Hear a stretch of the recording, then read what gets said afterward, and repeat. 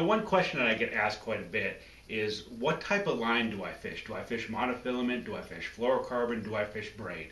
And the answer to that question is yes, but more importantly, each type of line has a specific purpose for the type of fishing that I'm doing.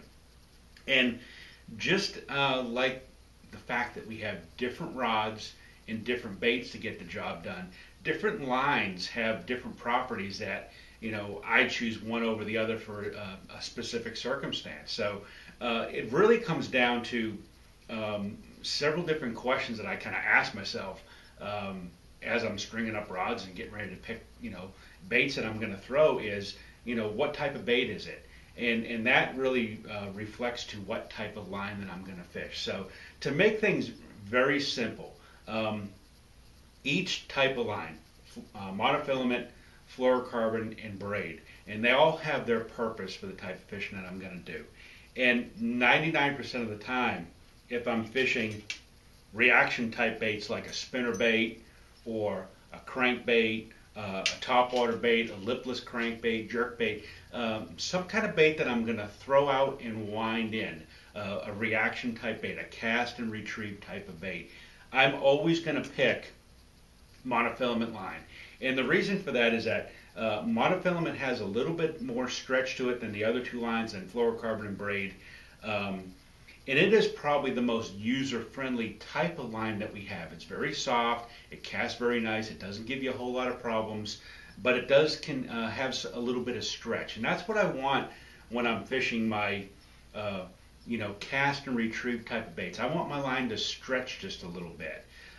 Because that lets the fish just get the bait a little bit better. You get better hookups, especially like if you're fishing crankbaits and things like that that have small treble hooks. The fish just has a chance to get the bait a whole lot better using monofilament line. Now, when I switch gears a little bit and I go to baits that say bounce along the bottom, a jig or a worm or any one of these other types of baits that I'm going to cast out, let it get to the bottom, and work it slowly along the bottom. That's when I want to switch gears a little bit, and I want to go to a fluorocarbon style line.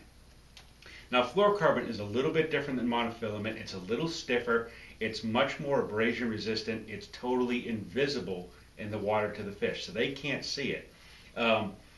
It does stretch about half as much as monofilament does, so your sensitivity is going to be greatly increased.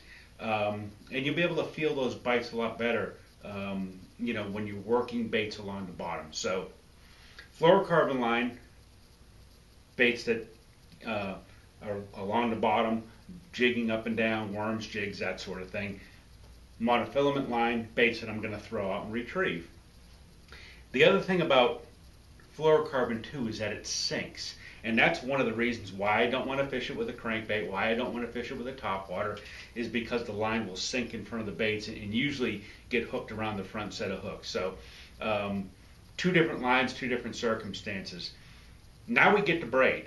And a lot of guys fish braid for a lot of different things. And for me, it's really a special purpose type of line. I only fish braid for a couple of different things, and that's flipping heavy mats of cover, and for top rod or frog fishing, whether it's these hollow body frogs or the rivet type frogs with the kicking legs, that I'm fishing over mats of vegetation, or jigs and worms and that type of bait that I'm going to flip into the cover and jig it up and down a little bit and then get the bait out and make another picture, another presentation. Lily pads, heavy grass, mats, these sorts of things. Braid works awesome for that situation, because when you actually set the hook and get a fish on, the braid has a tendency to cut right through that grass and let you get the fish out of the cover quickly, whereas monofilament or fluorocarbon a lot of times will dig into that type of cover and you have to go in there and physically get the fish out if they stay on. So braided line for me is a little bit more of a special purpose line that I'm usually fishing in heavy mats of vegetation. That's not to say that it's not good for open water worm fishermen, because a lot of guys like doing that, or fishing around logs or boat docks or things. It's just my personal preference that that's what I like to fish with for braided lines. So pretty simple. let the baits and circumstances tell you what kind of line you want to fish, and you'll find that things go a lot more smoothly with this type of a setup, so to speak. So one more thing, I get asked a lot too, what type of knot do I fish, or tie my baits with, and do I use a different knot for monofilament? Do I use a different knot for fluorocarbon? And what about braid? You have to fish this type of knot. Not the case. I fish or tie one knot for every single bait or every single type of bait and line that I choose.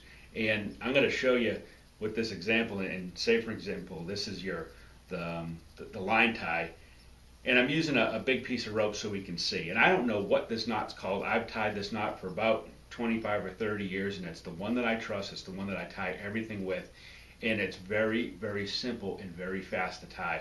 And all I'm going to do is run my line through the bait, and I'm going to leave a tag end, and I'm going to leave enough on this side to work with. This is the tag end, and this side would be the one going to my rod. So I'm going to just join the two ends just like that, and leave myself a tag, and I'm going to come around these two lines 5 times. 1, 2, 3, 4, and 5. Very simple so far.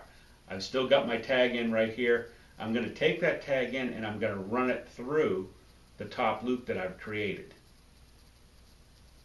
So we're going to run it right straight through, and then we're going to grab it in the line that's going to my rod, and we're going to pull it tight, and then simply just pull it straight down like this and snug it against your bait.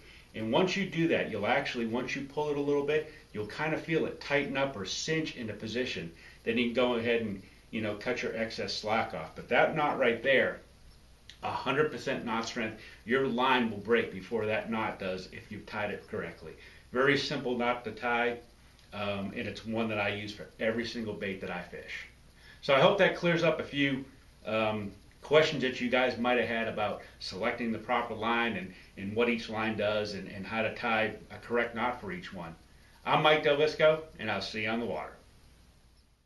And for more bass fishing info, log on to finsandtails.com or like them on Facebook. Fins and Tails, your hotspot for bass fishing stories, videos, people, places, events, how-tos, product reviews, and so much more.